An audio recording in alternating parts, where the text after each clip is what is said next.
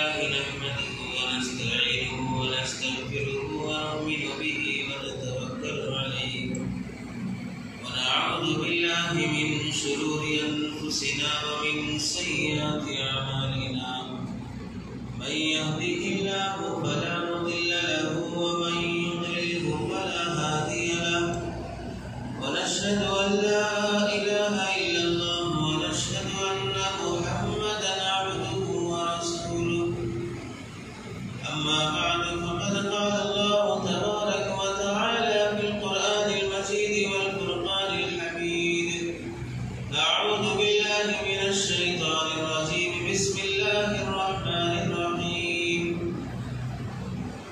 إن عدة الشهور عند الله 12 شهرا في كتاب الله يوم خلق السماوات والأرض منها 4 حرم ذلك الدين القيم فلا تظلموا فيهن أنفسكم صدق الله العظيم. وقال النبي صلى الله عليه وسلم أفضل الصيام بعد شهر رمضان شهر الله المحرم أو كما قال النبي صلى الله عليه وسلم. اللهم صل على سيدنا محمد وعلى آل سيدنا محمد وبارك وسلم.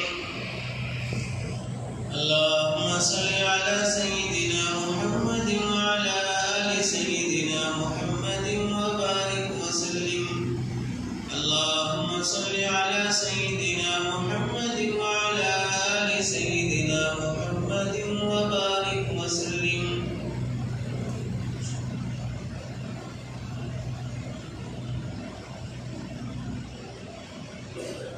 میرے محترم عزیزوں بزرگوں اور دوستوں، قرآن مجید کی آیت اور حدیث پاک آپ حضرات کے سامنے پڑھی گئی ہے. آیت کا اور حدیث کا تعلق مختلف مضامین سے ہے. قرآن مجید کی آیت کی روشنی میں اور حدیث پاک کی روشنی میں آپ حضرات کے سامنے جو عنوان آج بیان کرنا ہے وہ ہے ماہ محرم سے متعلق. محرم کے فضائل کیا ہیں اور ماہ محرم کے احکامات کیا ہیں، اس مہینے میں رسومات اور بدعات کی شرعی حیثیت کیا ہے.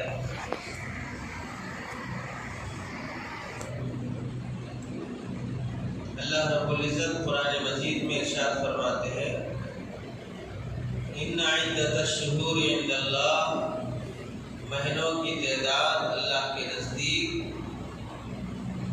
10 شہرا 12 شہرا 12 مہینے، مہینوں کی تعداد اللہ کے نزدیک 12 ہے. یوم خلق السماوات والارض، جس دن اللہ نے زمین آسمان کو پیدا کیا ہے اسی دن سے 12 مہینے اللہ نے طے کر دیے ہیں. مہینے 12 ہو، 10 نہ ہو، 14 نہ ہو، یہ بڑے بڑے سائنسدانوں نے بیٹھ کے طے کیا ہوا مسئلہ نہیں ہے. دنیا کا ایک عرصہ گزر جانے کے بعد میں لوگوں نے اپنی عمل لگا کے یہ طے کیا کہ ہم ایک سال بنائیں اور سال کے 12 مہینے بنائیں اور مہینے کے اتنے دن بنائیں اور پھر اس کے اتنے ہفتے بنائیں.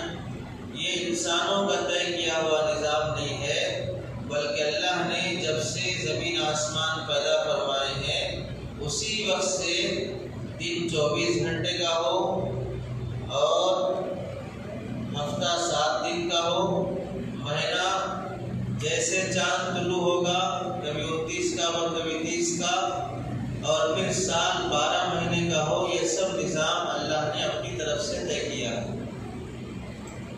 یوم خلق السماوات والارض منها 4 حرم، ان 12 مہینوں میں سے اللہ نے 4 مہینے بڑے معزز اور محترم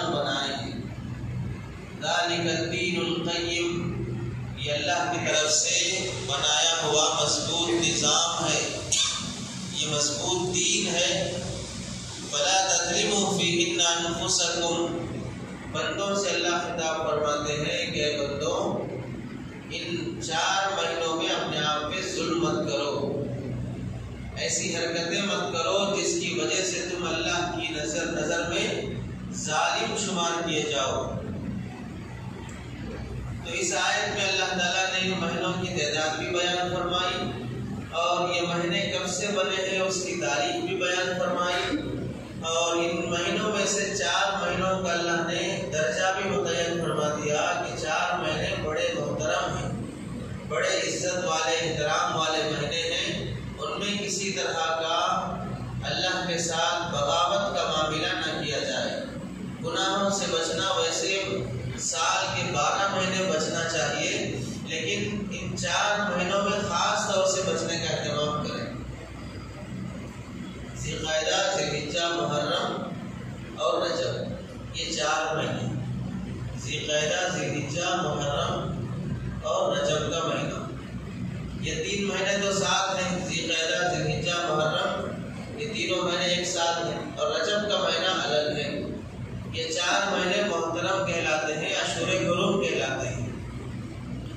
زمانے جاہلیت میں بھی ان 4 مہینوں کا بڑا احترام کیا جاتا تھا۔ جاہل لوگ اپنی لڑائیاں بھی بند کر دیتے تھے، چوری ڈکیتی بھی بند کر دیتے تھے کہ 4 مہینے بڑے عصمت والے ہیں، اس میں وہ سارے حرام کام نہیں کرنا چاہیے جو ہم دوسرے مہینوں میں کرتے تھے۔ اور بعض مرتبہ ایسی ضد بھی ان کے اندر پیدا ہو جاتی تھی کہ لڑائی جھگڑا چلتا رہے، مہینوں کو بدل دیں گے، لڑائی بند نہیں کریں گے، مہینے بدل دیں گے۔ مثلا رجب کا مہینہ آ گیا، پھر بھی بولیں گے ابھی نہیں آیا، لڑتے رہو، لڑائی ختم ہونے کے بعد طے کریں کہ رجب کب آئے گا۔ چوری ڈکیتی چلتی رہی، ابھی کام پورا نہیں ہوا، ذی القعدہ کا مہینہ آ گیا تو بولیں گے نہیں ابھی نہیں آیا ذی القعدہ کا مہینہ، ابھی کام پورا کرو، جب ہماری چوری ڈکیتی لوٹ مار جب پورا ہو جائے اس کے بعد طے کریں گے ذی القعدہ کا مہینہ آیا نہیں آیا۔ اس طرح زمانے جاہلیت میں بعض مرتبہ احترام بھی ہوتا تھا اور بعض مرتبہ مہینے کے احترام میں وہ لوگ یہ کرتے تھے کہ مہینے کو بدل دیتے تھے، کیونکہ اس مہینے میں ہم کو لڑنا نہیں ہے، اس واسطے مہینہ بدل دو، لڑائی چلتی رہے، تاکہ ایسا نہ ہو کہ ہم اس مہینے میں لڑنے والے شمار ہوں، اس مہینے میں لڑنے والے کہلائیں، ایسا نہ ہو، اس واسطے مہینے کو آگے بڑھا دیں۔ فتح مکہ کے موقع پر اللہ کے نبی صلی اللہ علیہ وسلم نے بیان فرمایا کہ زمانے جاہلیت میں جو لوگ مہینوں کو بدل دیتے تھے، اب اللہ تعالیٰ نے ان مہینوں کو گھما پھرا کر واپس اپنی جگہ پہ لا دیا ہے۔ اب جو مہینہ ذی الحجہ کا ہے وہی ذی الحجہ کا رہے گا، اور جو مہینہ محرم کا ہے وہی مہینہ محرم کا رہے گا، اب کوئی آگے پیچھے نہیں بڑھائے گا اور نہ کوئی مہینہ آگے پیچھے بڑھے گا۔ اس میں اللہ تعالیٰ خاص طور سے فرماتے ہیں فَلَا تَظْلِمُوا فِيهِنَّ أَنفُسَكُمْ، ان مہینوں میں اپنے آپ پہ ظلم مت کرو۔ تو اس آیت کی روشنی میں علماء نے لکھا ہے کہ کوئی ایسے رسومات اور بدعات ان مہینوں میں پیدا نہ کیے جائیں جو اللہ اور اس کے رسول نے دین میں پہلے سے رکھے نہیں ہیں۔ لیکن بڑی بدقسمتی کی بات ہے کہ مسلمانوں کے معاشرے میں جو رسومات اور بدعات کیے جاتے ہیں وہ خاص طور سے ہی مہینوں میں کیے جاتے ہیں۔ رجب کے مہینے کے رسومات الگ ہیں، رجب کے کنڈے فلاں فلاں، اور محرم کے مہینے کے رسومات الگ ہیں۔ جن مہینوں میں اللہ تعالیٰ نے خاص طور سے رسومات اور بدعات گناہوں سے بچنے کی تاکید فرمائی، انہی مہینوں میں نئے نئے رسومات پھیلنے شروع کر دی۔ محرم کا مہینہ جس مہینے میں ہم لوگ چل رہے ہیں، یہ اسلامی مہینوں میں سے پہلا مہینہ ہے۔ بہت سے مسلمانوں کو پتہ بھی نہیں چلا ہے کہ اسلام کا نیا سال شروع ہو گیا، چونکہ انگریزی اعتبار سے جنوری سے سال شروع ہوتا ہے، اور جنوری کا نام بھی رکھا گیا ہے جانوروں کے اوپر۔ تو چونکہ نیا سال جب شروع ہوگا تو جنوری کی پہلی رات میں نیو ایئر نائٹ کے نام پر ایسا جانور پنا دکھایا جاتا ہے کہ صحیح طور پہ ثابت کر دیتے ہیں واقعی یہ جنوری ہے، یہ جانوروں کا مہینہ ہے۔ شراب پینا، عیاشی کرنا، لوٹ مار کرنا اور بے حیا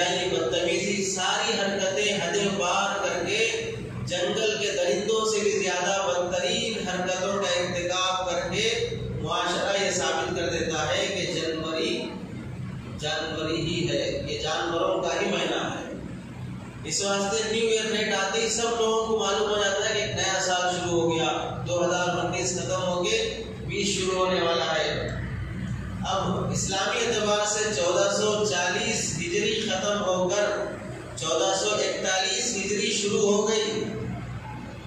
1440 ہجری ختم ہو کر 1441 ہجری شروع ہو گئی، اور محرم ہمارا اسلامی مہینہ ہے، اور نیا سال شروع ہونے پر، اسلامی اعتبار سے نیا سال شروع ہونے پر مبارکبادی دینے کی، نیا سال مبارک کو بولنے کی اجازت فقہاء نے دی ہے۔ اسلامی مہینے پر الموسوعۃ الفقہیہ فقہ کی کتاب ہے، اس میں لکھا ہے کہ نئے سال، اسلامی نئے سال کی آمد پر مسلمانوں کا آپس میں ایک دوسرے کو مبارکبادی دینا درست ہے، جائز ہے۔ لیکن ہم لوگوں کے گھروں میں چونکہ عام طور سے انگریزی مہینہ چلتا ہے، دودھ والے کو پیسہ انگریزی مہینے سے، اخبار والے کو پیسہ انگریزی مہینے سے، ہم کو سیلری ملتی ہے انگریزی مہینے سے، تو نظام چونکہ مسلمانوں کے معاشرے میں بھی انگریزی تاریخ کی چل پڑی ہے، اس واسطے اسلامی تاریخ شاید کسی مسلمان کو یاد رہتی ہو۔ پاکستان میں ایک مرتبہ ایک نئی تاریخ بنانے پر بڑی کانفرنس ہوئی۔ اس کانفرنس میں امریکہ سے بھی ایک سائنٹسٹ آیا تھا، اور اس نے بھی اپنا لیکچر دیا تھا۔ جب پوری کانفرنس ختم ہو گئی تو پڑوس ملک کے ایک بڑے رائٹر، انہوں نے اس امریکہ سے آئے ہوئے اس سائنٹسٹ سے اپنا آٹوگراف لینا چاہا، اور کہا کہ اپنا کاغذ وغیرہ، کاپی وغیرہ دے کر دستخط کر دیں۔ تو اس نے 2-4 جملے لکھے، اور جب سائن کرنے کا ٹائم آیا تو مسکرا کر دیکھا اور پوچھا کہ آج اسلامی تاریخ کیا ہے۔ اب جو صاحب آٹوگراف قرار لینے کے لیے آئے تھے ان کو اسلامی تاریخ یاد نہیں، تو پھر اس امریکن نے کہا ابھی تھوڑی دیر پہلے یہاں کانفرنس ہو رہی تھی، اور کانفرنس میں بڑے زور شور سے یہ بیانات چل رہے تھے کہ ہم ایک نئی تاریخ قائم کریں گے۔ جنہیں اپنی اسلامی تاریخ معلوم نہیں ہے وہ دنیا کی تاریخ بدلنے چلے ہیں، جنہیں اپنی اسلامی تاریخ معلوم نہیں ہے وہ دنیا کی تاریخ بدلنے چلے ہیں۔ پھر اس انگریز نے خود اپنے طرف سے اسلامی تاریخ جو اس دن کا ڈیٹ تھا اس نے لکھا کہ تمہاری اسلامی تاریخ تمہیں معلوم نہیں ہے، اور ہمیں اسلامی تاریخ کے حساب سے سائن کرنا مجھے پسند ہے، میں پسند کرتا ہوں کہ اسلامی تاریخ کے حساب سے میں دستخط کروں۔ اسی واسطے کم سے کم جو دیندار گھرانے ہیں ان کے گھروں میں تو تاریخ اسلامی ہونی چاہیے، ان کے گھروں میں لینے دینے کا معاملہ اسلامی تاریخ سے ہونا چاہیے۔ معارف القرآن میں مفتی شفیع صاحب رحمۃ اللہ علیہ نے لکھا ہے کہ مدارس میں خاص طور سے اور مساجد میں اور جو دیندار شعبے کہلاتے ہیں وہاں پر کم از کم اسلامی تاریخ زندہ ہو۔ اپنے ماتحتوں کو تنخواہیں دی جاتی ہیں تو اسلامی تاریخ سے دی جائے، لینے دینے کا قرض کا معاملہ ہے تو اسلامی تاریخ سے رکھا جائے، ایگزام رکھتے ہیں، چھٹیاں کرتے ہیں تو اسلامی تاریخ سے کیا جائے۔ مدارس والوں میں الحمدللہ کافی حد تک یہ نظام قابو میں ہے کہ وہ لوگ شعبان رمضان کی چھٹیاں دیتے ہیں، دسمبر جنوری کی چھٹیاں نہیں دیتے ہیں، جون جولائی کی چھٹیاں نہیں دیتے ہیں، چونکہ انگریزی اعتبار سے اسکولوں کا نظام ہے، اس واسطے یہاں پر انگریزی مہینے متعین ہے کہ فلاں جون کے مہینے میں، جولائی کے مہینے میں یہ رہے گا، فلاں مہینے میں یہ رہے گا۔ اور مدارس میں چونکہ اسلام زندہ کرنا مقصود ہے تو وہاں پر چھٹیاں بقرعید میں دی جائیں گی، چھٹیاں شعبان رمضان میں دی جائیں گی۔ تنخواہوں کا معاملہ بھی اکثر مدارس میں اسلامی سال کے اعتبار سے رکھا جاتا ہے، اور اسلامی سال کے اعتبار سے تنخواہوں کا نظام رکھنے میں ایک فائدہ ورکرز اور ملازمین کو یہ رہے گا کہ انگریزی مہینے، انگریزی سال اور اسلامی سال میں ہر سال تقریباً 8-9 دن کا فرق پڑ جاتا ہے، ہر سال تقریباً 8-9 دن کا فرق پڑ جاتا ہے، تو 3 سال میں 1 مہینے کا فرق پڑ جاتا ہے۔ اب 3 سال اگر آپ انگریزی مہینے سے تنخواہ دیں گے اور 3 سال اگر آپ عربی مہینے سے تنخواہ دیں گے تو 3 سال انگریزی مہینہ گزرنے پر مہینہ اردو کا ہو جاتا ہے، 3 سال ایک مہینہ عربی کا ادھر ہو جاتا ہے. ادھر 6 سال اگر آپ انگریزی مہینے سے تنخواہ دیں گے، ادھر 6 سال 2 مہینے عربی کے ہو جاتے ہیں. تو ہر 3 سال میں 1 مہینے کی تنخواہ ایکسٹرا ہو سکتی ہے. ہر 3 سال میں 1 مہینے کی تنخواہ ایکسٹرا ہو سکتی ہے اپنے ملازمین کو. چونکہ ادھر انگریزی سے 3 سال میں 3 سال کی رہتے ہیں، ادھر 3 سال انگریزی کے ہونے تک ادھر عربی کے 3 سال 1 مہینہ ہو جاتا ہے. تو 1 مہینے کی تنخواہ ایکسٹرا ہو جاتی ہے عربی اعتبار سے. یہ فائدہ بھی ہے ملازمین کو. تو دیندار گھرانوں میں کم سے کم انگریزی تاریخ کے بجائے عربی تاریخ کا لحاظ رکھنا چاہیے. اگر انگریزی تاریخ ہی کا کرنا ہے تو کم سے کم اتنا تو لحاظ رہے کہ بھئی ہمیں انگریزی تاریخ کے ساتھ ساتھ عربی تاریخ بھی یاد ہو. ہم کون سی ہجری میں چل رہے ہیں، کون سا مہینہ ہے، اسلامی مہینوں کی نام یاد نہیں ہے مسلمانوں کو. مسلمانوں کو اسلامی مہینوں کے نام تک یاد نہیں ہوتے ہیں.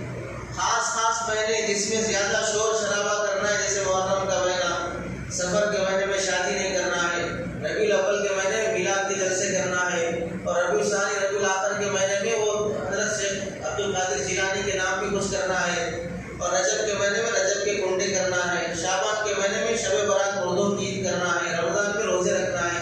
تو یہ جو خاص مہینے جس میں بڑے ہائی لائٹ کوئی چیزیں رہتی ہیں، واقعات رہتے ہیں، اس کے نام یاد رہتے ہیں بس. باقی ترتیب سے پہلا مہینہ کون سا، دوسرا مہینہ کون سا، تیسرا مہینہ کون سا، یہ یاد نہیں رہتا ہے. اور وہ بھی اس واسطے یاد ہے کہ اس میں بہت سارے واقعات ہیں، رسومات ہیں. محرم کے مہینے کو مشہور ہی کر دیا شہادت کا مہینہ.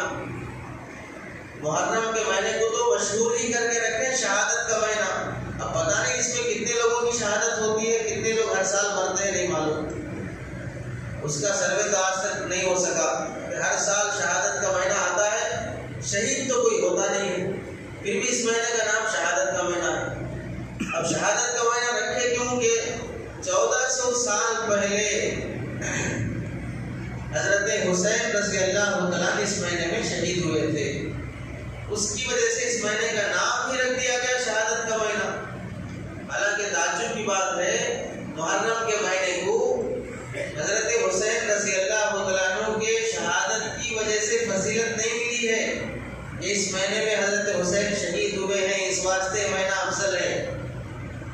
یہ مہینہ افضل تو زمین آسمان جب سے بنا ہے تب سے ہی افضل ہے. حضرت حسین رضی اللہ عنہ پیدا ہونے سے پہلے بھی افضل ہے. حضور پاک صلی اللہ علیہ وسلم کے دنیا میں تشریف لانے سے پہلے سے بھی یہ مہینہ افضل ہے. اس مہینے کو افضلیت حضرت حسین کی شہادت کی وجہ سے نہیں ملی ہے، بلکہ حضرت حسین کی شہادت کو فضیلت اس مہینے کی وجہ سے ملی ہے کہ حضرت حسین کو اس مہینے میں شہادت ہوئی. جیسے کہ جمعہ کے دن کسی کا انتقال ہوگا تو جمعہ کے دن انتقال ہونے کی وجہ سے اس کے انتقال کو فضیلت ملے گی. اس کے انتقال ہونے کی وجہ سے جمعہ کا دن فضیلت والا نہیں بن جائے گا. جمعہ کا دن تو پہلے سے بھی فضیلت والا ہی ہے.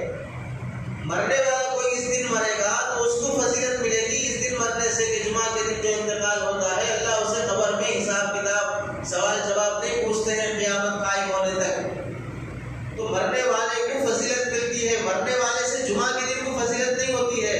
ایسی حضرت حسین کی شہادت کی وجہ سے محرم کے مہینے کو فضیلت نہیں ملی ہے، بلکہ محرم کے مہینے کی وجہ سے حضرت حسین کی شہادت فضیلت والی بن گئی. تو مسلمانوں کو چاہیے کہ اسلامی مہینوں کے نام یاد ہو، انگریزی مہینوں کے نام کے ساتھ ساتھ اسلامی مہینوں کی بھی رعایت ہو. مفسرین نے، محدثین نے لکھا ہے حضرت عائشہ رضی اللہ عنہا کے حوالے سے کہ بدعتوں میں سے ایک بدعت امت میں یہ بھی پیدا ہو گئی کہ وہ اسلامی سال اور اسلامی تاریخ کو یاد رکھنے کا اہتمام چھوڑ دیے. اسلامی تاریخ اور اسلامی سال کو یاد رکھنے کا اہتمام چھوڑ دیا گیا. یہ بدعتوں میں سے ایک بدعت ہے. اس واسطے دیندار لوگوں کو اسلامی تاریخ یاد ہونی چاہیے، بلکہ ہر مسلمان کو یاد رہنا چاہیے. محرم کے مہینے کی فضیلت کیا ہے؟ اللہ کے نبی صلی اللہ علیہ وسلم نے ارشاد فرمایا، افضل الصیام بعد شہر رمضان شہر اللہ المحرم. رمضان کے روزوں کے بعد بعد سب سے افضل روزے اگر کسی مہینے کے ہیں تو رمضان کے مہینے کے روزے، یہ محرم کے مہینے کے روزے ہیں۔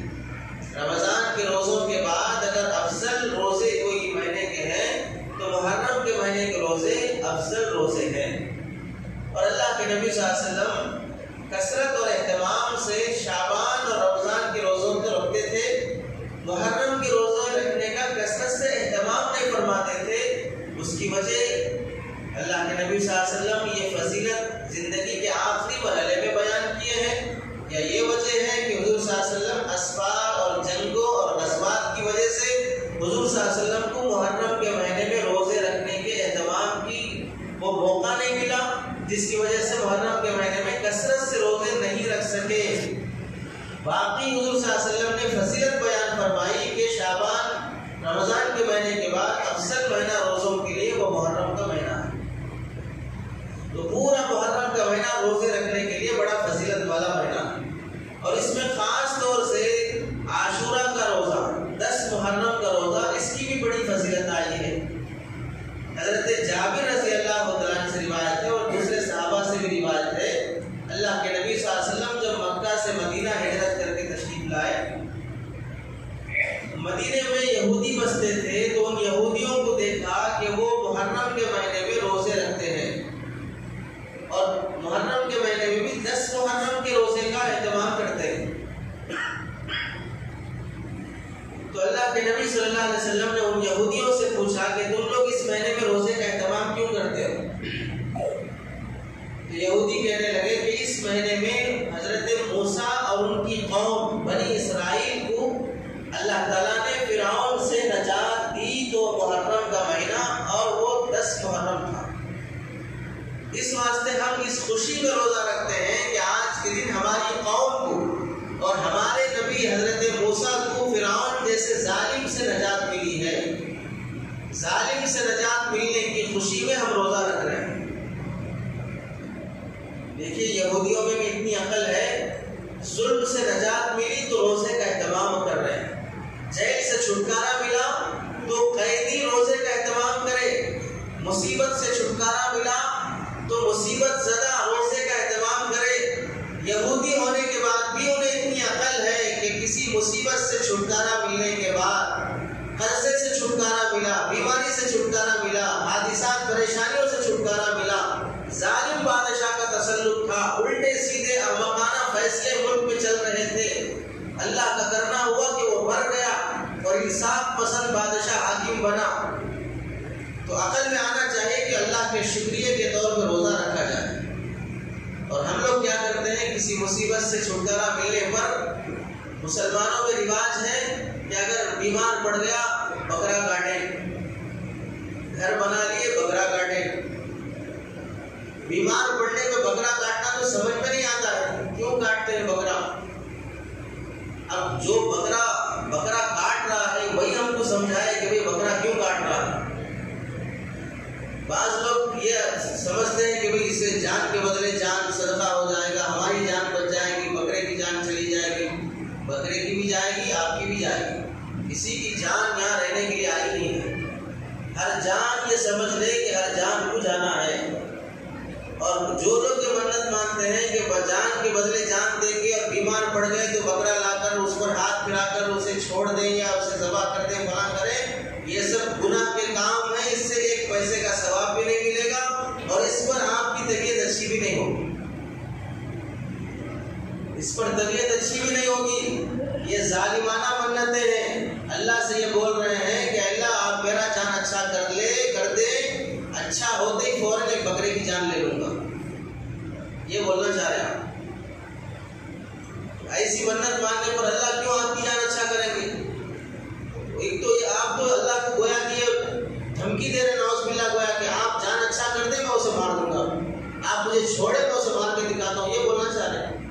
جیسے لڑائی کرتے ہو بولتے ہیں چھوڑ دکھاتا ہوں، چھوڑ بولتا ہوں، تو ویسے بولنا چاہ رہے ہیں۔ ظاہر سی بات ہے اس پر کوئی فیصلہ شہر کا ہونے والا نہیں ہے۔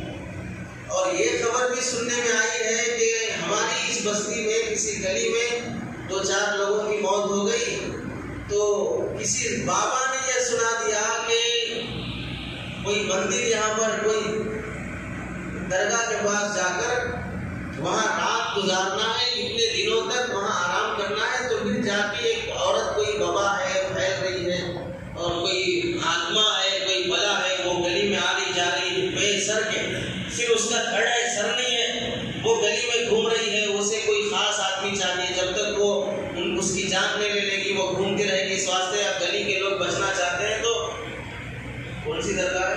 لنگرس پہ لنگر ہاؤس پہ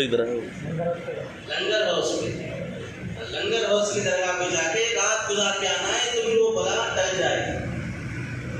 تو آپ بتائیے، پتہ نہیں بابا کی دکان چلی نہیں چلی اور ان کا مقصد حاصل ہوا نہیں ہوا، جو بے سر کے وہ صرف دھڑ عورت کا گھوم رہا ہے، وہ کسی کی جان چاہ رہی، بھائی اس کا کوئی لور ہے تو اسے بھاگ کر کے چلا جائے، ساری گلی کو کیوں پریشان کر رہا ہے؟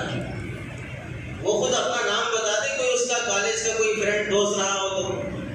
یہ سب احمقانہ باتیں ہیں، بے وقوفی حماقت کی باتیں ہیں۔ جو مر گیا وہ مر گیا، کسی کی آتما ادھر ادھر گھومتی نہیں ہے، چاہے وہ جلا کر مرے، زہر کھا کے مرے، وہ بٹر سے مرے، وہ اوپر سے کود کے مرے، پانی میں ڈوب کے مرے، جیسے بھی مرے، مرا تو سیدھے اس کی روح اوپر چلی جائے گی، ختم۔ کسی کی روح یہاں ادھر ادھر بھٹکتی نہیں رہے گی، مجھے اور لالی پاپ کھانا ہے، مجھے اور برگر کھانا ہے، پیزا کھانا ہے، مجھے بکرے کا خون پینا ہے، مجھے فلاں بیل کا گوشت کھانا ہے، یہ سب جو بھی کھانا ہے اللہ تازہ اگر اچھی روح ہوگی تو وہاں کھلائے گا، اگر خراب روح ہوگی تو کچھ نہیں کھلائے گا، صرف جوتے پڑیں گے وہاں پر۔ کسی کی روح مرنے کے بعد یہاں گھومتی نہیں ہے، یہ ہندوؤں کا عقیدہ ہے، غیر مسلموں کا عقیدہ ہے۔ وہ سمجھتے ہیں کہ ایسے ایسے مر گئے تو ان کی آتما بھٹکتی رہے گی، جب جا کے ان کے نام کی پوجا کی جائے اور کسی پجاری کو بلا کر اس کی روح کو پکڑ کے کسی شیشے میں قید کیا جائے، پھر اسے فلاں اپواس کے دن فلاں کے دن اسے چھوڑا جائے تو پھر وہ آسمانوں پہ چلی جائے گی۔ یہ صرف ہندوؤں کا عقیدہ ہے۔ مسلمان ایسا عقیدہ رکھتا ہو پھر اس عقیدے کے مطابق مرد عورت جا کے کسی درگاہ میں رات گزار کے آتی ہو، یہ بڑی شرم اور ڈوب مرنے کی بات ہے۔ جب مسلمان سمجھتا ہے کہ نفع نقصان اللہ سے ہے تو پھر کسی آتما کی کیا حیثیت ہے وہ کسی کو نقصان پہنچائے؟ آپ بتاؤ کہ اگر مرنے والا نیک ہے، جیسے ہی وہ انتقال ہو کے قبر میں دفنایا جائے گا تو جنت کی کھڑکیاں کھل جاتی ہیں، جنت کی راحتیں اس کے لیے میسر ہو جاتی ہیں۔ اللہ خود سے فرماتے ہیں کہ سو جا کنومت العروس، دلہن جیسے سوتی ہے مزے لے کر، ویسے مزے لے کے تو سوتا رہے۔ نیک لوگوں کو جنت کی روحیں، جنت کے سارے راحتیں مہیا کر دی جاتی ہیں، اور برے لوگ جو رہتے ہیں ان کے لیے جہنم کی کھڑکی اور جہنم کے عذابات شروع ہو جاتے ہیں۔ اب روح یا تو نیک ہوگی یا تو بری ہوگی۔ نیک روح جب جنت کے حالات دیکھے گی، وہاں کی راحتیں ملیں گی تو کوئی نیک روح واپس دنیا میں آنا نہیں چاہے گی، اور جو بری روح ہے اسے فرشتے اتنی پٹائی کریں گے، اس کی اتنی دھلائی کریں گے، وہ جانا چاہے تو اسے جانے نہیں دیں گے۔ نیک روح آنا نہیں چاہ رہی، بری روح کو جانے نہیں دے رہے ہیں، تو پھر کون سی آتما بھٹک رہی ہے یہاں پر؟ تو پھر کون سی آتما بھٹک رہی ہے؟ یہ تو آنا نہیں چاہ رہی ہے، جانے نہیں، اس کو جانے نہیں دے رہے ہیں۔ پھر یہ کہنا کہ آتما بھٹک رہی ہے، فلاں ہو رہا ہے، فلاں ہو رہا ہے، یہ سب سیریلوں میں چلتا ہے، یہ سب فلموں میں چلتا ہے، یہ ریل پہ چلتا ہے، ریل میں نہیں چلتا ہے۔ پردے پہ چلے گا، دنیا کے پردے پہ نہیں چل سکتا ہے۔ یہ سب الو اور بیوقوف بنانے کی باتیں ہیں۔ جو انتقال ہو گیا سو انتقال ہو گیا۔ تو یہودیوں کو بھی اتنی عقل تھی، بات یہ چل رہی تھی کہ یہودیوں کو اتنی سمجھ ہے کہ ظالم فرعون سے نجات ملنے پر وہ لوگ روزہ رکھ رہے ہیں، تو مصیبت سے چھٹکارے پر اللہ سے شکریہ کے طور پہ اس کی عبادت کرنا، یہ عقل میں آنے والی چیز ہے۔ گھر بنائے، اللہ کا شکر ہے کہ اللہ نے آپ کو اتنا پیسہ دیا کہ آپ کا ذاتی گھر بن گیا، تو آپ اس شکریہ کے طور پہ اپنی فیملی کو اور محلے کے غریبوں کو دعوت دے رہے ہیں، انہیں کھلا پلا کے کچھ خوش کر رہے ہیں کہ اللہ نے مجھے گھر دے کر خوش کیا، میں ان کو ایک وقت بہترین کھانا کھلا کے اپنی خوشی میں شریک کر لیتا ہوں۔ بطور شکریہ کہ اگر آپ گھر بننے پر جانور ذبح کر کے کھلاتے ہو تو یہ گنجائش ہے اور جائز ہے شکریہ کے طور پہ۔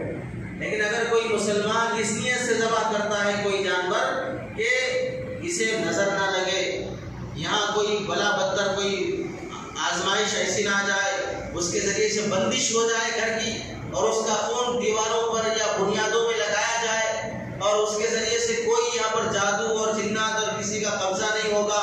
اس لیے سے اگر کوئی آدمی بکرا ذبح کر رہا ہو یا گھر میں نیا گھر بننے کے بعد دودھ ابال کر اس کا دودھ پورا چولہے میں اور ادھر ادھر ضائع کیا جا رہا ہو، یہ سب اسراف ہے، فضول خرچی ہے، گناہ ہے، حرام اور ناجائز ہے.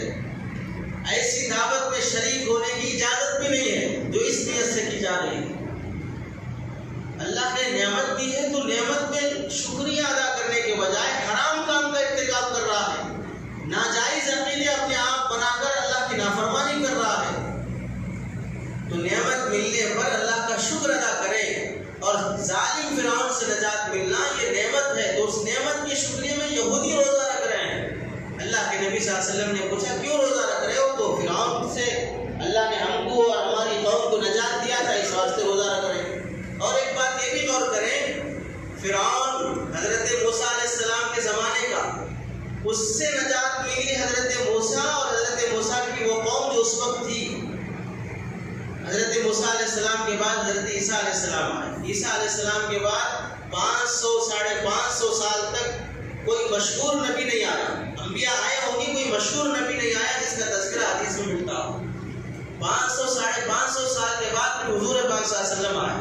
تقریباً 700-800 سال کے بعد یہودی بول رہے ہیں کہ ہمارے باپ داداؤں کو اللہ نے فرعون سے نجات دیا تھا، اس واسطے خوشی میں ہم روزہ رکھ رہے ہیں. اندازہ کیجئے 700-800 سال پہلے کوئی واقعہ ہو گیا، اس کے بعد یہ لوگ روزہ رکھ رہے ہیں کہ ہمارے باپ داداؤں کو اللہ نے فرعون سے نجات دیا. اللہ کے نبی صلی اللہ علیہ وسلم نے فرمایا موسیٰ ہمارے بھائی ہیں، فرعون سے نجات ان کو ملی ہے تو ہم زیادہ حقدار ہیں کہ موسیٰ کو نجات اور ان کو فرعون کے ظلم سے نجات ملنے پر ہم روزہ رکھیں. تو اللہ کے نبی صلی اللہ علیہ وسلم نے اعلان فرمایا کہ جو آدمی صبح سے کھایا نہیں ہے وہ آج روزے کی نیت کر لے، اور جو کھا لیا ہے اس کا روزہ نہیں ہوگا، اور آئندہ سال سے وہ 10 محرم کے روزے کا اہتمام کرے. تو اس کے بعد سے اللہ کے نبی صلی اللہ علیہ وسلم نے 10 محرم کے روزے کا اہتمام فرمایا. اور بعض علماء نے لکھا ہے کہ رمضان کے روزے فرض ہونے سے پہلے 10 محرم کے روزے فرض تھا. بعد میں جب اللہ نے رمضان کے روزے فرض فرما دیے تو اب 10 محرم کا روزہ وہ نفل ہو گیا، چاہے رکھے چاہے نہ رکھے. اللہ کے نبی صلی اللہ علیہ وسلم نے 10 محرم کے روزے کا اہتمام فرمایا اور اس کی فضیلت بھی بیان فرمائی کہ عرفہ کے دن کا روزہ رکھنے پر 1 سال پچھلے اور 1 سال اگلے گناہ، چھوٹے صغیرہ گناہ اللہ معاف کر دیتے ہیں، اور 10 محرم کا روزہ رکھنے پر اللہ تعالیٰ 1 سال کے گناہ معاف کر دیتے ہیں. عرفہ کا روزہ رکھنے پر 2 سال کے گناہ، عاشورہ کا روزہ رکھنے پر 1 سال کے گناہ اللہ معاف کر دیتے ہیں. علماء نے لکھا ہے کہ بھئی عرفہ کے روزے میں ثواب زیادہ ہے، عاشورہ کے روزے میں ثواب کم ہے. عرفہ کے روزے میں 2 سال کے گناہ معاف ہو رہے ہیں اور عاشورہ کے روزے میں 1 سال کا گناہ معاف ہو رہا ہے. اس کی وجہ کیا ہے؟ اس کی وجہ یہ ہے کہ عاشورہ کا روزہ حضرت موسیٰ علیہ السلام کے نجات پانے کی وجہ سے، تو اس روزے کی نسبت حضرت موسیٰ علیہ السلام کی طرف ہے، بنی اسرائیل کے ایک نبی کی طرف ہے. اور عرفہ کے روزے کی نسبت سرکار دو عالم صلی اللہ علیہ وسلم کی طرف ہے کہ اللہ تعالیٰ عرفہ کے دن امت محمدیہ میں جو حاجی عرفہ میں جمع ہوتے ہیں ان سب کے گناہ بخش دیتے ہیں. تو عرفہ کے روزے کی نسبت سرکار دو عالم صلی اللہ علیہ وسلم کی طرف ہے. اس وجہ سے اللہ اس دن کا ثواب زیادہ رکھے، اور اس دن کے روزے کی عرفہ عاشورہ کے روزے کی نسبت حضرت موسیٰ کی طرف ہے، اس واسطے اس دن کے ثواب تھوڑا کم رکھا. کیونکہ ظاہر سی بات ہے حضرت نبی پاک صلی اللہ علیہ وسلم محمد صلی اللہ علیہ وسلم اور حضرت موسیٰ میں دونوں میں افضل کون ہے؟ سارے انبیاء افضل ہیں. اللہ نے حضور پاک صلی اللہ علیہ وسلم کو فضیلت بخشی ہے. تو عرفہ کے روزے کی، عاشورہ کے روزے کی فضیلت یہ ہے کہ اللہ 1 سال کے گناہ معاف کر دیتے ہیں. واٹس ایپوں پہ لوگوں نے ایک حدیث چلائی ہے کہ جو 10 محرم کے روزے رکھے گا اللہ اسے 10,000 حاجیوں کا ثواب دے گا. 10 محرم کے روزے رکھے گا اللہ اسے 10,000 فرشتوں کا ثواب دے گا. 10 محرم کے روزے رکھے گا تو 10,000 اور پتہ نہیں اس کے جنت میں درجے بلند کرے گا. ایسے 10,000 10,000 10,000 10 تک گناتے گئے ہیں. اور اس کی نسبت کریں حضرت ابن عباس رضی اللہ عنہ کی طرف، بالکل جھوٹی اور بڑگڑت حدیث ہے. اتنی زیادہ فضیلت جتنی کہ رمضان کے فرض روزے پر بھی نہیں ہے، اتنی زیادہ فضیلت اس نفل روزے کی لوگوں نے پھیلا کے رکھی ہے کہ 10 محرم کو روزہ رکھنے پر 10,000 حاجیوں کا، 10,000 روزے داروں کا، اور جو 10 محرم کے روزے کو افطار کرائے گا کسی کو تو اسے ساری امت میں سے 10,000 امت کو روزہ کا افطار کرانے کا ثواب ملے گا، اور 10,000 حاجیوں کو حج پہ بھیجنے کا ثواب ملے گا۔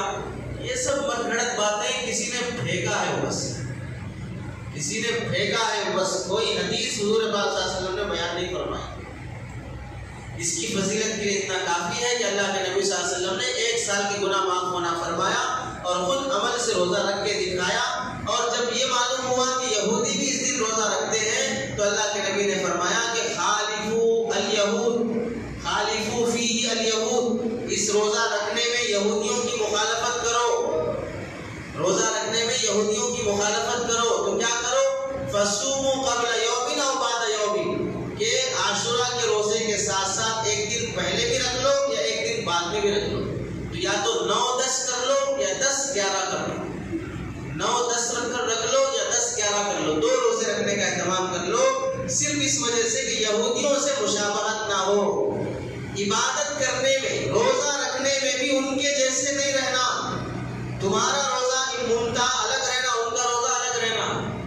اس میں حضرت مفتی تقی عثمانی صاحب دامت برکاتہ لکھتے ہیں کہ مسلمانوں کے لیے عبرت کا مقام ہے کہ یہودی جیسا سلام کرتے ہیں ویسا مسلمان سلام نہیں کرنا، یہودی ہاتھ اٹھا کے سلام کرتے ہیں، مسلمان ہاتھ اٹھا کے سلام نہیں کرے گا، زبان سے بولے گا۔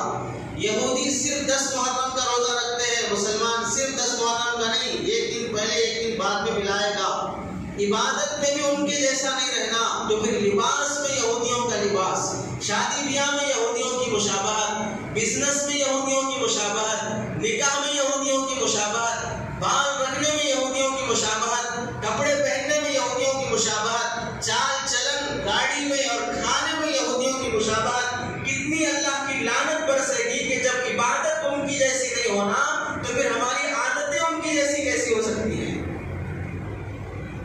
یہودی مغرب کے بعد افطار کرتے ہیں، اللہ کے نبی نے فرمایا تم مغرب سے پہلے افطار کرو، وہ مغرب کی نماز پڑھ کر افطار کرتے ہیں، اور مسلمانوں کو حکم ہے مغرب کی نماز سے پہلے روزے کا افطار کرو۔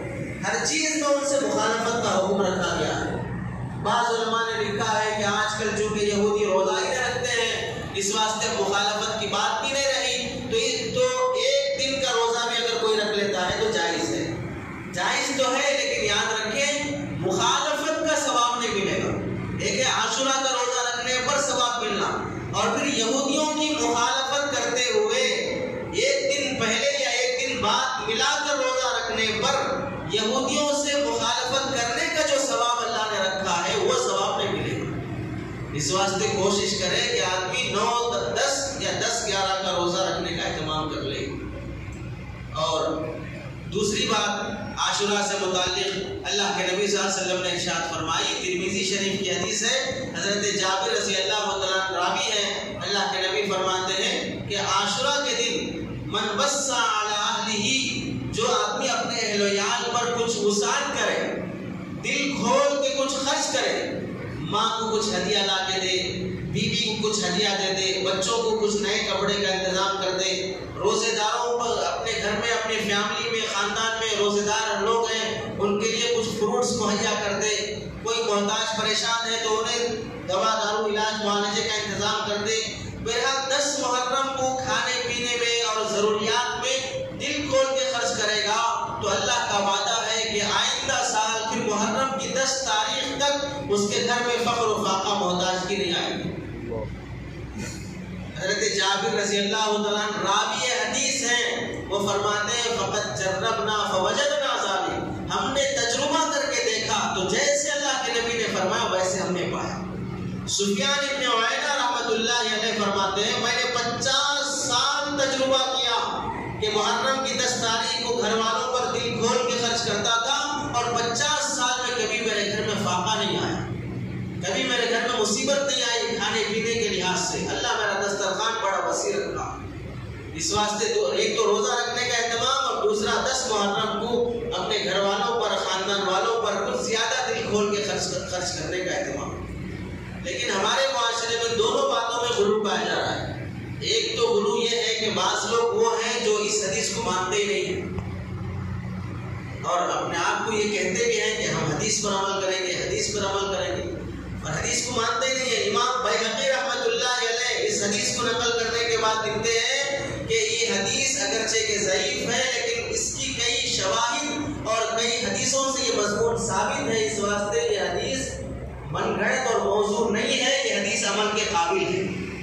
اور مبارک پوری عبد الرحمن مبارک پوری اہل حدیث علماء کے بڑے عالم گزرے ہیں، انہوں نے ترمذی کی شرح بھی لکھی ہے، انہوں نے اس حدیث پہ بحث کرتے ہوئے لکھا ہے کہ یہ حدیث تعدد طرق سے ثابت ہے، یہ حدیث ضعیف اور من گھڑت نہیں ہے، عمل کے قابل ہے۔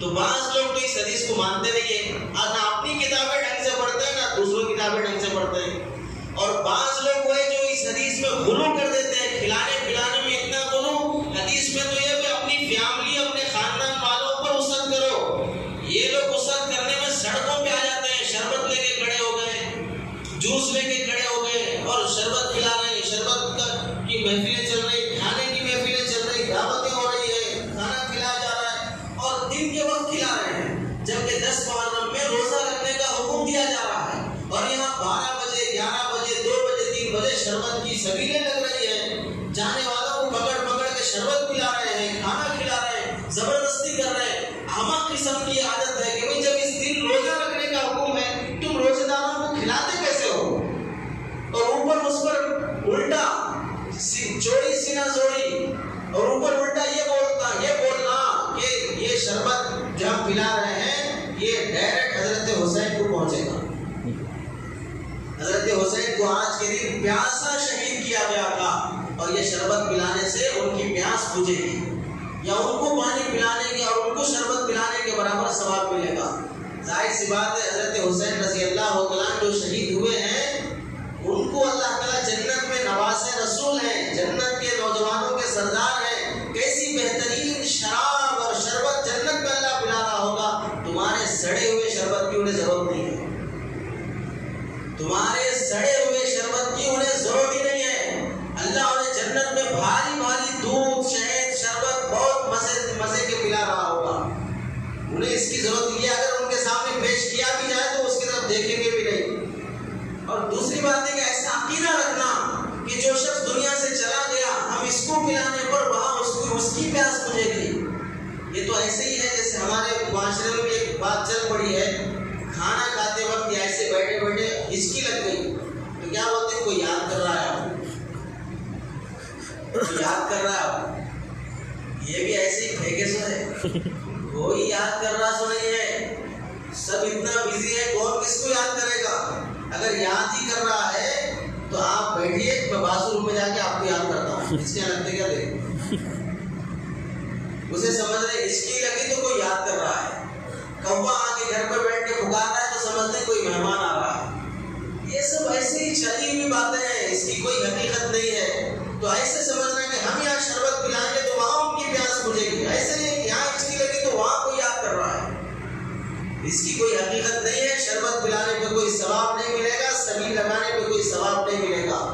ایسے ہی بہت سے لوگ تعزیہ کرتے ہیں، علم اٹھانا اور گھوڑے کی ایسی شکل بنانا اور اس میں یہ سمجھنا کہ حضرت حسین آ رہے ہیں، حضرت فاطمہ آ رہی ہے رضی اللہ تعالیٰ عنہ اجمعین، حضرت فلاں عباس آ رہے ہیں، حضرت حسن آ رہے ہیں، حضرت علی آ رہے ہیں، ہر ایک کے نام کا الگ الگ علم اور جھنڈا بنا کر اسے لے کے گھومنا جھومنا، اور اس میں شرابی لوگ رہتے ہیں، شراب پی کے انگار میں کود جاتا ہے اور کہتا ہے کہ حسین آ گئے، نعوذ باللہ حسین شرابی کی جسم میں آ جائے، یہ ہندوؤں کا عقیدہ ہے، کوئی آتما کسی میں آ جاتی ہے، کسی کی آتما کسی میں آ کے کچھ بول رہی ہے، حضرت حسین رضی اللہ عنہ جنت کے باغ و بہار چھوڑ کے شرابی کے جسم میں آئیں گے؟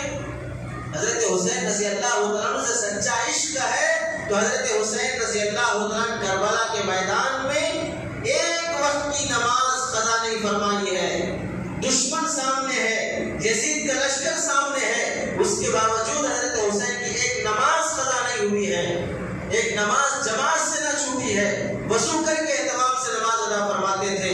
سچے عاشق تو وہ ہیں جو تلواروں کے سائے میں نماز ادا کر رہے ہیں، اور کیسے حضرت حسین کی نماز قضا ہو سکتی ہے جب حسین پیدا دیا گیا تو اللہ کے نبی نے دائیں کان میں اذان دی، بائیں کان میں اقامت دی اور کھجور چبا کے حضرت حسین کے زبان پہ لگایا. جس کے کانوں میں سرکار دو عالم کی اذان، جس کے کانوں میں سرکار دو عالم کی اقامت اور جس کی زبان پہ پہلا لقمہ سرکار دو عالم صلی اللہ علیہ وسلم کا مبارک لعاب لگا ہو، اس کو اذان سننے کے بعد نماز کیسے چھوڑ سکتا ہے؟ اس کی زبان سے حق کے علاوہ کوئی اور جملہ کیسے نکل سکتا ہے؟ باطل کے آگے قربان ہو گئے، جانیں قربان کر دی، لیکن نماز نہیں چھوڑی ہے. اور جب چھوٹے چھوٹے بچے بھی شہید ہو رہے تھے، حضرت زینب رضی اللہ تعالیٰ عنہ خیمے سے نکل کر حضرت علی اصغر چھوٹا بچہ شہید ہونے پر بے قابو ہو کر خیمے سے باہر نکلنے لگی تو حضرت حسین رضی اللہ تعالیٰ ہاتھ پکڑ کے خیمے کے اندر کیا، بچے کی لاش آنکھوں کے سامنے تڑپ رہی ہے، اس سے خون کا فوارہ نکل رہا ہے اور ماں دیکھ کے تڑپ رہی ہے، خالہ دیکھ کے تڑپ رہی ہے. اس کے بعد بھی حضرت حسین ہاتھ پکڑ کے اندر بھیج رہے ہیں کہ پردے میں رہو، پردے میں رہو. موت کا منظر سامنے ہے، فیملی آنکھوں کے سامنے کٹ رہی ہے، لیکن گھر کی خاتون میں پردہ نہیں ہوگی، گھر کی عورت میں پردہ نہیں ہوگی. وہ پردہ حضرت حسین نے جنگ کے میدان میں قائم کر کے دکھایا. اگر تم سچے عاشق رسول ہو، اپنی بیٹی کو پردہ کر کے دکھاؤ، اپنی بیویوں کو پردے میں رکھ کے دکھاؤ. آزاد جنس اور ٹی شرٹ پہنا کر اوپر سے لچکیلا اور بھڑکیلا برقع پہنا کر کالج بھیجتے ہوئے شرم نہیں آتی اور پھر حضرت حسین سے محبت کے دعوے اور نعرے لگاتے ہو؟ شرم سے ڈوب مرنا چاہیے. حضرت حسین نے میدان جنگ میں کیا پیغام دیا؟ نماز قائم کرنے کا پیغام، پردے کا پیغام اور حق کے سامنے ڈٹ جانے کا پیغام. ہم باطل کے آگے سر کٹا دیں گے لیکن سر جھکائیں گے نہیں، باطل کے آگے سر کٹا دیں گے لیکن سر جھکائیں گے نہیں. وہ پیغام حضرت حسین نے میدان جنگ کربلا کے میدان میں دیا. یہ سب چھوڑ کر پیٹ پالنے کے کام، پیٹ بھر کے کھانے کے کام، سبیلے لگا کے شربتیں پیتے رہو، دعوتیں کر کے بریانیاں کھاتے رہو اور پھر اسے حضرت حسین کے نام کی طرف منسوب کر دو اور اسے معیار بنا دو عشق کا. یہ عشق کا معیار ہے، جو جتنے پلیٹ بریانی کھائے گا وہ بڑا عاشق ہوگا، جو جتنے شربت گلاس کے چڑھائے گا وہ اتنا عاشق ہوگا. اسے معیار بنایا ہے مسلمان. جو وہ سبیل نہیں لگاتے ہیں، وہ شربت نہیں بانٹتے، وہ ہماری شربت نہیں پیتے ہیں، وہ کھانا نہیں کھلاتے ہیں، یہ نہیں کرتے. جو ہاسپٹلوں میں غریب پڑے ہیں، بیمار، انہیں جا کے کھلاؤ. جن کے گھروں میں راشن نہیں ہے، بیوہ عورت ہے، وہ اپنے یتیم بچوں کے لیے پریشان ہے، اس کے گھر راشن پہنچاؤ. یہ سب کام نہیں کریں گے. بس رسم و رواج زندہ کرنے کے لیے، کافر اور مشرک اور شیطان کا ساتھ دینے کے لیے ایک نئے رسومات گھڑیں گے جس میں حضرت حسین کا کوئی دخل نہیں. مسلمانوں، یوم عاشورہ کا پیغام یہ ہے کہ اپنے گھر والوں پر وسعت کرو. وسعت کرنے میں غلو نہیں ہے کہ سڑکوں پہ سبیلے لگا دیے اور کھانے کھلانے لگے، فلاں کرنے لگے. اللہ کے نبی صلی اللہ علیہ وسلم کو حضرت حسین کی شہادت سے پہلے ہی خبر دے دی گئی. وہ مٹی کربلا کی حضرت جبرائیل لا کے اللہ کے نبی کو دکھائے کہ یہ مٹی کربلا کی ہے، یہاں آپ کے نواسے رسول کو نواسے کو شہید کیا جائے گا. حضرت ابن عباس اپنا خواب سناتے ہیں، 11-12 بجے کے ٹائم لیٹے ہوئے ہیں، اچانک اڑ گئے. کہا ابھی اللہ کے نبی کو میں نے خواب میں دیکھا ہے اور سرکار دو عالم صلی اللہ علیہ وسلم کا چہرہ بال غبار آلود ہے، دھول پڑی ہوئی ہے، تیزی سے گھوڑے پہ سوار ہو کے جا رہے ہیں. میں نے پوچھا یا رسول اللہ اتنا تیز کہاں جا رہے ہیں؟ تو حضرت رسول پاک صلی اللہ علیہ وسلم نے فرمایا کہ ابن عباس، میرا نواسا کربلا میں شہید ہوا، ان کے ساتھیوں کو دیکھنے جا رہا ہوں، میرے نواسے کو دیکھنے جا رہا ہوں. اللہ کے نبی صلی اللہ علیہ وسلم خواب میں وہ منظر بیان کر دیے جو ان کے نواسے کے ساتھ کیا گیا. یہ سب کچھ گوارا ہے باطل کے سامنے، لیکن کبھی اللہ کے نبی نے ہاتھ اٹھا کے اللہ میرے نواسے کو بچا لے، دین پھیلانے کا کوئی اور راستہ آپ بنا دے لیکن میرے نواسے کی جان نہ جائے، یہ نہیں مانگا. کہ اس آل رسول کو قربان ہونا ہے اور رسول کا لایا ہوا دین ہر کچے پکے گھر میں پہنچنا ہے. ان آل رسول نے اور اہل بیت نے قربانیاں دے کر اللہ کے نبی کے لائے ہوئے دین کو گھر گھر پہنچانے کی ذمہ داری لی ہے. اور آج بھی بڑے سے بڑا دین کا کام اگر ہوتا ہے تو سچی بات یہ ہے کہ وہ اہل بیت سے ہوتا ہے، نبی کے خاندان سے ہوتا ہے، یا نبی کے خاندان سے جو جتنا قریب ہوتا ہے، آل بیت سے آل رسول سے جو جتنا جڑ جاتا ہے، جو ان سے محبت کرتا ہے، جو ان سے عشق کرتا ہے، اللہ اس سے کام لیتے ہیں. آل رسول سے نفرت ہو، ان کے طور طریقے سے نفرت ہو، ان کی زندگی ان کے رہن سہن سے نفرتیں ہوں اور پھر دعوے ہوں کہ ہم اہل رسول سے محبت کرتے ہیں، اہل بیت سے محبت کرتے ہیں، یا ایسی تھوڑی محبت ہوتی ہے اہل بیت سے۔ اس واسطے بزرگوں رسم و رواج کو چھوڑو، ہوش کے ناخن لو، عقل سے کام لو کہ ہم جو کر رہے ہیں کیا یہ وہ کام ہے جو ہمیں کرنا چاہیے۔ ادھر گنیش چل رہا ہے، وہ لوگ بھی پارٹیاں کر رہے ہیں، وہ لوگ بھی دیکھو آج پکا رہے ہیں، اور ادھر عاشورہ کا موقع آیا، ادھر مسلمان بنا رہا ہے۔ کوئی دور سے دیکھنے والا اگر دیکھے گا تو کیا فرق ہے تم میں اور ان میں؟ یہ بھی پکا کے پارٹیاں کر رہا ہے اور یہ بھی پکا کے پارٹیاں کر رہا ہے، اور یہ اپنے کو مسلمان کہہ رہا ہے، یہ اپنے کو ہندو کہہ رہا ہے، اور کام دونوں کے ایک ہی ہے، کھلانا پلانا دونوں کا ایک ہی ہے، دونوں کے عقیدے ایک ہی دکھ رہے ہیں۔ اس واسطے عاشورہ کے دن کوئی سبیل نہیں لگے گی، کوئی شربت نہیں پیا جائے گا، کوئی دعوتیں نہیں ہوں گی۔ افطار کے موقع پر روزے داروں کا افطار کراؤ، اپنی فیملی اور اپنے خاندان والوں کو وسعت کرو، اللہ اس وسعت پر ثواب دیں گے، اس پر اگلے سال تک تمہارے گھر میں فاقہ نہیں آئے گا، پریشانی نہیں آئے گی۔ یہ صحابہ کا، تابعین کا تجربہ شدہ عمل ہے، اس پہ عمل کیا جائے۔ اور لوگ عاشورہ کے دن خاص طور سے جلسہ بھی کرتے ہیں، اور بعض لوگ یوم عاشورہ کی نماز بھی پڑھتے ہیں۔ اس نماز کی بھی لوگوں نے فضیلت رکھی ہے، 4 رکعت نماز، اتنے قل، اتنی آیت الکرسی اور اتنے درود اور اتنے استغفار کے ساتھ پڑھیں گے تو زمین آسمان میں جتنے ہیں عرش تک سب تمہاری نیکیاں لکھی جائیں گی۔ سب من گھڑت باتیں ہیں، فرض نماز ٹائم سے 5 ٹائم کی پڑھ لو بس ہے، یہ سب الٹی سیدھی حرکتیں کرنے کی ضرورت نہیں ہے۔ فرض نماز سے زیادہ اللہ نے کسی اور نماز میں ثواب نہیں رکھا ہے، نفل نمازوں میں جو ثواب ہے وہ ثواب بھی کم ہے فرض نماز کے ثواب کے مقابلے میں، چاہے اس نفل نماز پر اللہ نے حج کے وعدے کیے ہو، لیکن فرض کا مقابلہ نفل عبادت نہیں کر سکتی۔ اس واسطے کوئی نفل نماز عاشورہ کے دن نہیں ہے۔ اور ایسے ہی بعض لوگ جلسہ کر کے مستقل حضرت حسین کی پوری سیرت اور حضرت حسین کی پوری شہادت کا منظر اور من گھڑت واقعات بیان کر کر کے لوگوں کو رلا رلا کر مجمع کو یہ سوچتے ہیں کہ ہم نے واقعتاً حضرت حسین کا نام ادا کر دیا۔ کتنی بے وقوفی کی بات ہے۔ شاہ ولی اللہ محدث دہلوی رحمۃ اللہ علیہ نے لکھا ہے، محرم کے مہینے میں خاص طور سے حضرت حسین ہی کی شہادت کو بیان کرنا ناجائز اور حرام ہے، یہ شیعہ کا عمل ہے۔ کیوں؟ وجہ کیا ہے کہ حضرت حسین کی شہادت جیسے محرم میں ہوئی اور حضرت حسین کو جیسے بے یار و مددگار شہید کیا گیا، اس سے بڑی شہادت حضرت عثمان رضی اللہ تعالیٰ عنہ کی۔ حضرت حسین کو گاؤں کے باہر شہید کیا گیا، حضرت عثمان کو گاؤں میں، مدینے میں، نبی کے شہر میں، اور گھر میں جہاں پر نبی کا روزہ ہے، نبی کی قبر مبارک ہے، صحابہ موجود ہیں، ان کے 3 دن ان کو بھی پیاسا رکھا گیا، ان کی لاش کچرے کے کوڑے دان پہ پڑی رہی 2-3 دن تک، کسی کو قریب نہیں آنے دیتے تھے۔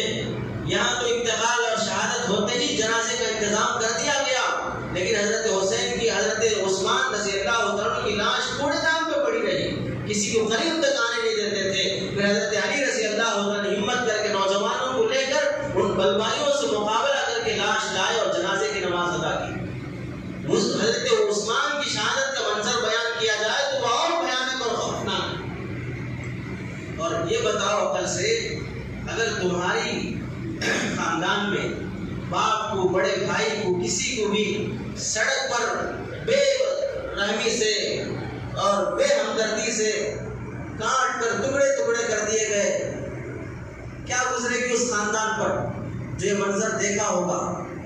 اور اس کے بعد آپ سارے لوگوں کو مسجد میں جمع کریں، کرنے کے بعد بھئی ہمارے فلاں صاحب کے فلاں باپ کو فلاں سڑک پر ایسے کاٹا گیا، یہاں چاقو مارا گیا، وہاں رگیں کاٹی گئی، یہ ناک کاٹی گئی، وہ کان کاٹے گئے، ایسا بے رحمی سے قتل کیا گیا، آپ ان کے لیے دعا کریں۔ ہو گیا جلسہ۔ پھر اگلے سال وہی ڈیٹ آیا جس ڈیٹ کو ان کے باپ کو مارا گیا تھا، پھر لوگوں کو جمع کر رہے ہیں، آؤ وہی فلاں کے باپ کو اس دن مارا گیا تھا، ان کے باپ کو مارنے کا منظر بیان کریں گے۔ اب بول رہے ہیں یہاں کاٹا گیا، وہاں یہ کان کاٹا گیا، اس طرح کیا گیا، پھر ان کے باپ کے لیے دعا کرو۔ 1 سال، 2 سال، 3 سال، 4 سال اس باپ کا جو اگر غیرت مند بیٹا ہوگا تو بولے گا آپ کیوں ہمارے خاندان کا مذاق اڑا رہے ہیں، کیوں ہر سال یہ منظر بیان کر کر کے ہم کو تکلیف پہنچا رہے ہیں۔ وہ منظر جس کی وجہ سے ہمارے باپ اور بھائی کو مارا گیا ہمارے دل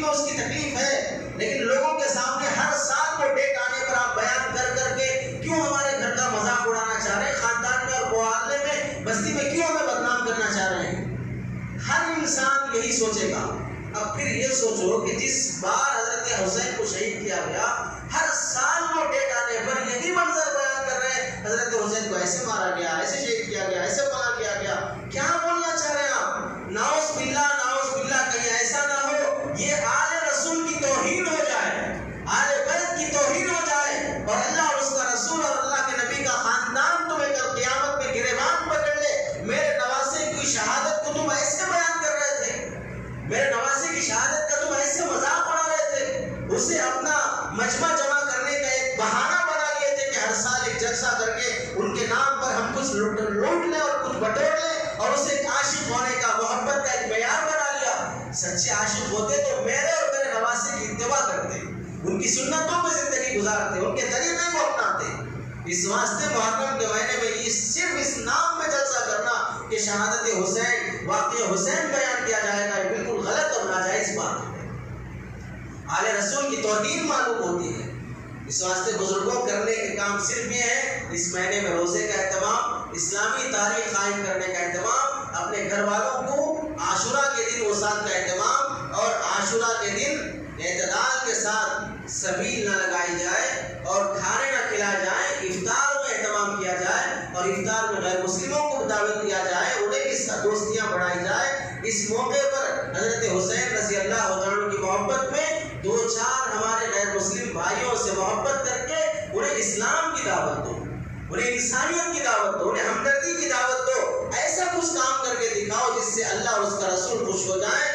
اللہ تعالیٰ سے دعا ہے کہ سنی باتوں پر عمل کی توفیق نصیب فرمائے۔ وآخر دعوانا الحمدللہ رب العالمین۔